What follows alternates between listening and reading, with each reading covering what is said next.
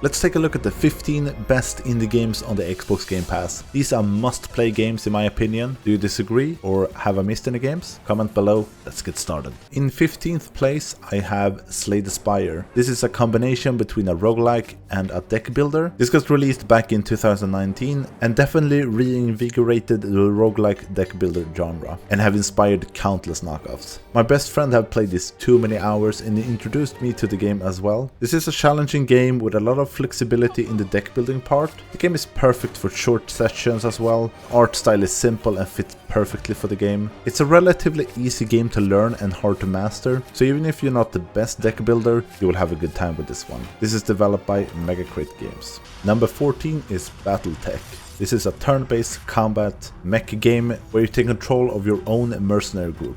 The game has a big focus on terrain, positioning, targeting and outmaneuvering your opponent.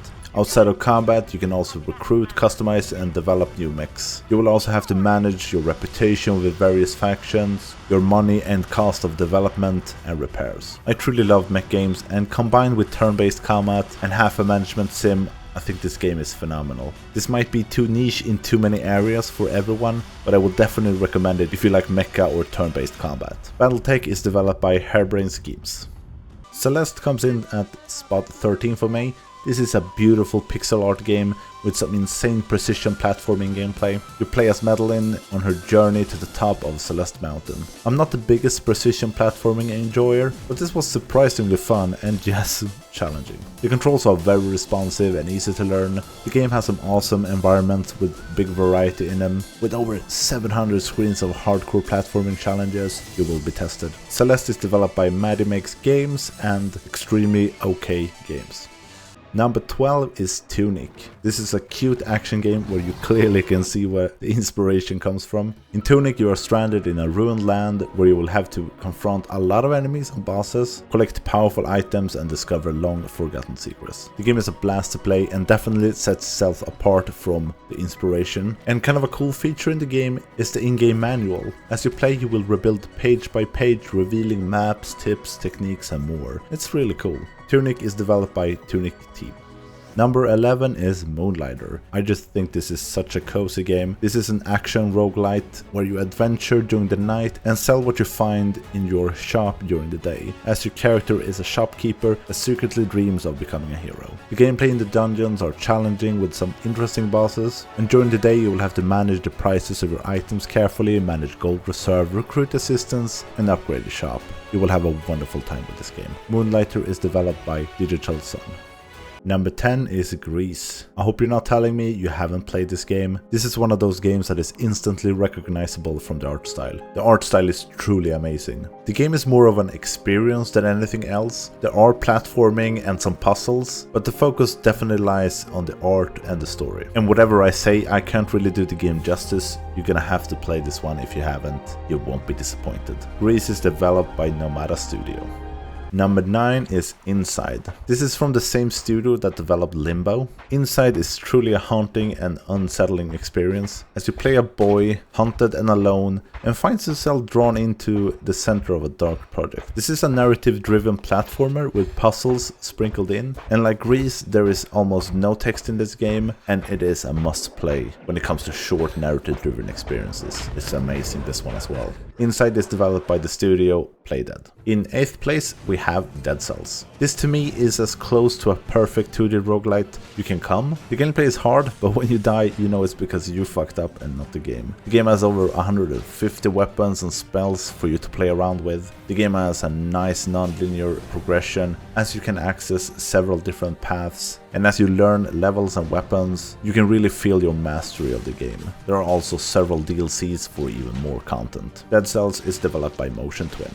Number 7 is Chained Echoes. This really came as a surprise for me. I love old JRPGs, and this reminds me a lot of the SNES era of games. Chained Echoes takes you across a fantastic world with both dragons and mechs. You of course follow a group of heroes that tries to bring peace to the world filled with war and betrayal. I've played a lot of JRPGs and RPGs in my life, so it's nice with a game that focuses on making the turn-based combat faster and more streamlined. Like not having to heal outside of combat is so nice, and switching between characters in mid-combat is also a very nice feature. The crazy thing is, Matthias Linda is the sole developer of Chained Echoes. One dude made this game. It took him a bunch of years, but this is one dude's creation.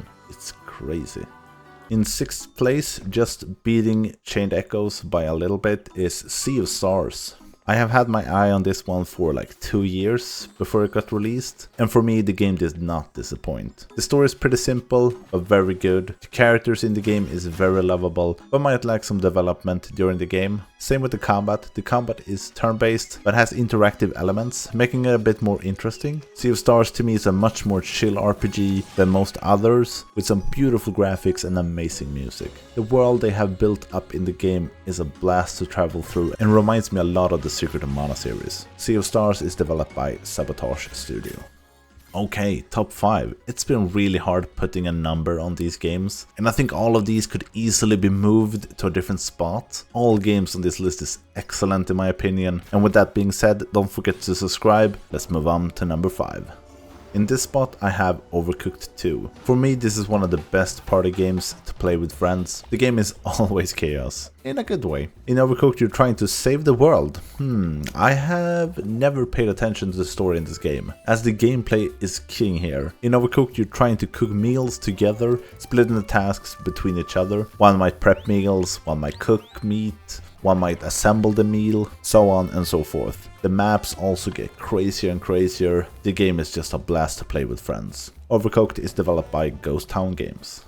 In number 4 I have Hollow Knight. Hollow Knight is a beautiful Metroidvania with precise combat and hard boss battles. Here you will explore a gigantic interconnected world with multiple options on where to go, quests to complete, and of course lots of bosses to defeat. You become stronger as you progress through the game, getting new skills and abilities. The aesthetic of the game is amazing, the music is perfect, and it's just an expertly crafted experience with a lot of personality. Hollow Knight is developed by Team Cherry.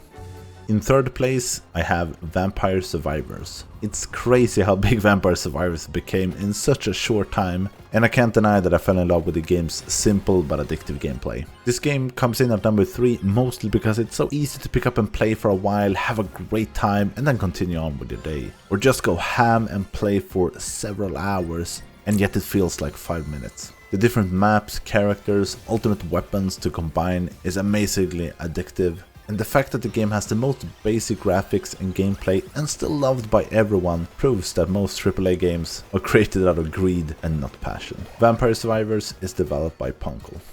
Number 2 is Cocoon. I have a review of this game, I will link it below. Cocoon is a relatively short game, but expertly crafted with some really innovative puzzles. The game's twist is that you travel in and out of worlds that are stored in orbs you can find. You can carry one orb at a time, and when you have 2, 3 or more, the game starts to get interesting. As you can only carry one, you need to store the other ones within one of them, so you can carry them all at once. The orbs also have different abilities when you carry them, and are needed for puzzles. And this gets even more crazy when the puzzles require different orbs abilities at different stages. And yeah, this might sound convoluted, but I'm sure it's relatively easy to get a hang of. This was such a blast to play, and it is easier than I make it out to be, but so worth playing. Cocoon is developed by Geometric Interactive.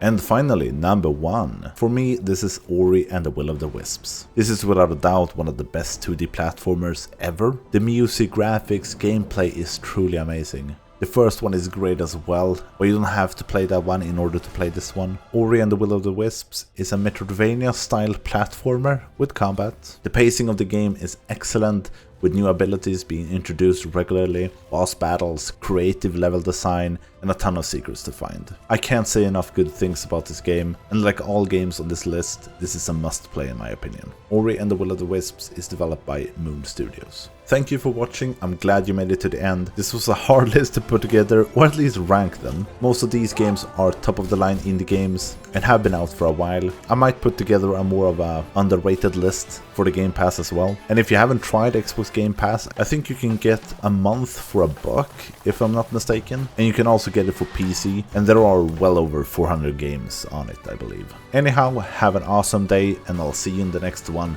Bye.